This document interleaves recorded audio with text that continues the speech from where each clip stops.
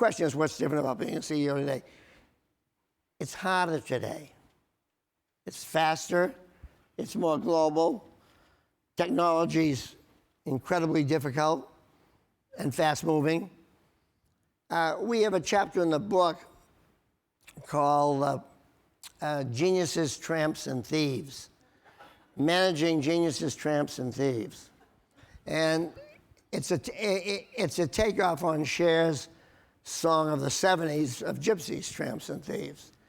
But if you think about it, many people in the room, I'm sure the gentleman was up here from MasterCard, and I know the GE guy, you don't know a lot about what some of your people are doing.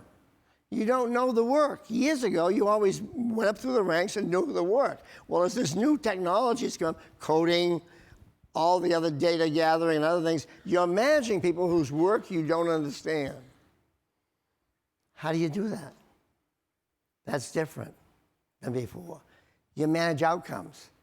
And you start out by, why are you doing this? What are you looking to prove with this work? Why do you need the money, and what will be the outcome? So that's the discussion of geniuses. And we got the story from talking to a young man. Susie and I were in California with our daughter, and we were taking her to an Apple store because she had to get her device fixed. And we started talking to this kid who was a BA from Berkeley, English major. And he was running if you will, the genius store at Apple. We said, how the hell do you manage this thing? What do you know about? He said, I don't know a damn thing that goes on here. He said, but I do know one thing. I know if when they come in with a problem, I check when they go out, are they happy and smiling? It's all about, are my people making these people happy? That's his outcome. He knew it. He understood it. He knew his job description perfectly.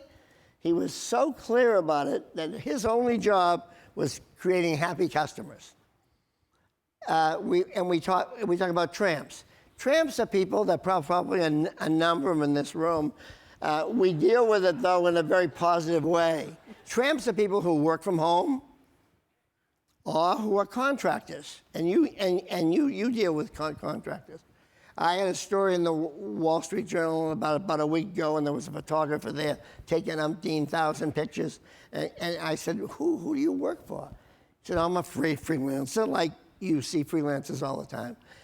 And I said, who do you work for? And he listed Vanity Fair and Wall Street Journal, and he went down the list. I said, who do you like the most? He said, I like the Wall Street Journal the most by far. Why? They take care of me. They feed me when I go there. He went through a whole list of things that they do for him. That's what you got to do. You got to get these people that don't belong to you tethered to you. How do you do it? I run an online school, the Jack Welch Management Institute, where we have 900 MBAs, and all our people are all over the world, and our faculty is all over the world. It's 100% online. We work full-time. We have a chapter in the book on this, how we work to make them feel owned by us.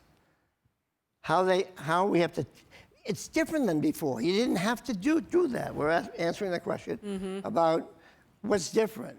You're dealing with a different mobile workforce. Right, what about the speed? The so much speed of information flow. So much faster. I mean, everything's so much faster. And finally, the thieves, in many ways, are not the people that steal from you. The people who steal your time. And fear is the biggest thief of all. The recession of 2008, and I see it in all our industrial companies, the fear of a job loss, what's happened, my company. Fear steals productivity. And that demands transparency. It was great to hear the people in the panel before talking a lot about transparency. Getting employees more information. You can't give them too much. Let them know everything. You know, I always have this, I always ask crowds, and I've been doing it when you and I went around right after I retired. How many people in this room, I won't ask this room's a high-level group, but I'd say to people, how many of you know where you stand? What does your management think of you? What is your career path? Do you know it? Are you wondering about it? You don't get 15% of the people who know exactly where they stand. We have kids at work now in companies where they get a raise. One got a raise in the mail. She lives and dies on her boss's wink or head nod. You know, oh my God, he smiled today. That's a big day. We get a phone call. You know, he smiled. And that's crazy that people go to work in these places. But you people are responsible in many ways for creating the transparency that corporations need.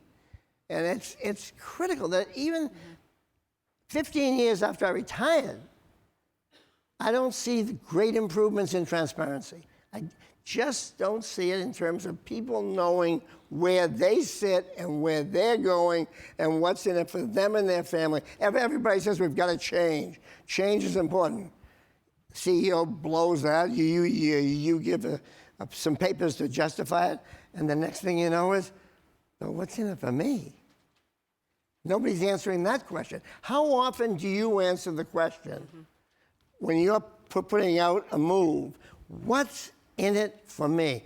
It was nice to hear the gentleman from GE Healthcare talk today about what's in it for those GE people in this sell-off. What's in it for the employees who are staying behind to sell these assets?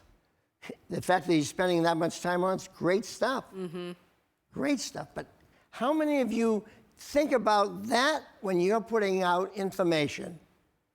Am I putting out information that answers the question, what's in it for the people in this organization? I think it's an important question. It's the one that's never answered.